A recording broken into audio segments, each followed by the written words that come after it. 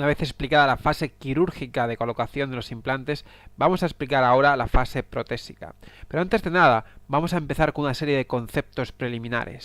¿Cuáles son los tipos de prótesis que podemos colocar? Bien, pues por un lado podemos colocar una prótesis removible y por otro una prótesis fija.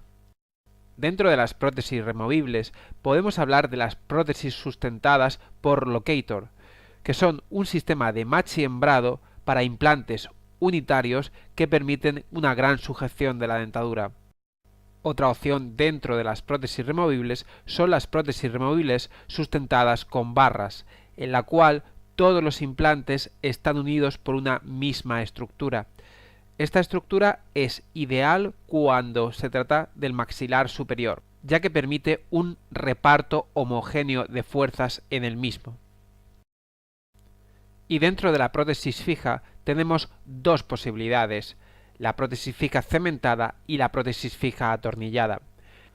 Para la prótesis fija cementada es preciso la colocación de un pilar previo sobre el que posteriormente se cementa una funda. Sin embargo, como podemos ver en la imagen, la estructura de la prótesis fija atornillada es única, una única estructura que se atornilla directamente sobre el implante. La elección de una u otra no es objeto de estudio en este tutorial, pero hemos de decir, por ejemplo, que cuando la altura del pilar es demasiado baja, está contraindicada una prótesis cementada porque tendería a despegarse.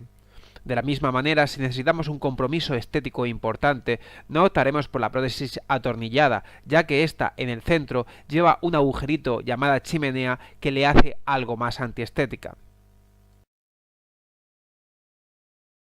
Las casas comerciales tienen abundantes pilares en función del tipo de caso. Así, por ejemplo, para prótesis atornillada o cementada, tenemos pilares rectos, pilares angulados, pilares de plástico, pilares con base mecanizada, etcétera, etcétera. Pero una de las consideraciones en las cuales me gustaría centrarme es que los implantes poseen en su estructura interna dos plataformas, una redonda y otra hexagonal u octogonal. Para colocar una estructura cementada, ya sea en un implante unitario o en un puente de varias piezas, siempre colocamos primero los pilares unitarios y posteriormente colocaremos el puente encima. Como los pilares son unitarios, no podemos colocar pilares con base redonda, ya que estos girarían sobre sí mismos y podrían desatornillar la prótesis. Siempre colocaremos pilares con base hexagonal u octogonal. Sin embargo, en el caso de prótesis atornillada es diferente. Para los implantes unitarios sí colocaremos la estructura octogonal para impedir que gire sobre sí mismo. Pero en el caso de puentes o barras atornilladas es diferente, ya que al ser todo una estructura única, no puede girar sobre sí mismo ya que está anclado a varios puntos, con lo cual la base que se puede colocar es circular. Como resumen, el único caso en el que se pueden colocar pilares rotatorios o circulares será para prótesis atornilladas en la que intervienen varios implantes, ya sean puentes de varias piezas o barras atornilladas. El material básico para la toma de medidas sobre implantes es el siguiente. En primer lugar, tenemos que anclar al implante un transfer de impresión, que va a ser el que posteriormente nos informe dónde esté nuestro implante a la hora de vaciar la medida. Por otro lado, el análogo. El análogo es un falso implante que se ancla al transfer de impresión y permite, tras el vaciado, reproducir la forma del implante que tenemos en boca. Por último, vamos a entregar al protésico o bien un pilar para prótesis atornillada, como es la primera fotografía, o un pilar para prótesis cementada, en función de las necesidades protésicas que tenga ese paciente. A continuación os mostraré un caso de prótesis fija cementada. Prácticamente todos los casos tienen la misma estructura, solamente cambiará el acabado final. Por eso el caso será muy ilustrativo. Atornillamos los transfer sobre la cabeza del implante. Para ello nos valemos primero con los dedos y después con un destornillador. A continuación, hacemos unos agujeros en una cubeta de plástico por los lugares donde sobresalgan los transfer de impresión. Estos agujeros se suelen hacer con una fresa de bellota para pieza de mano. Colocamos silicona fluida alrededor de los implantes y a continuación tomamos una medida con esta cubeta individualizada y con silicona. Dejamos durante unos minutos que fragüe y una vez fraguada vamos desatornillando los pilares.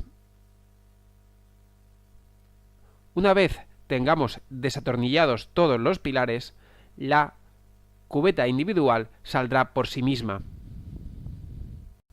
Al extraer la medida se vendrán arrastrados los transfer, como se ve en la foto.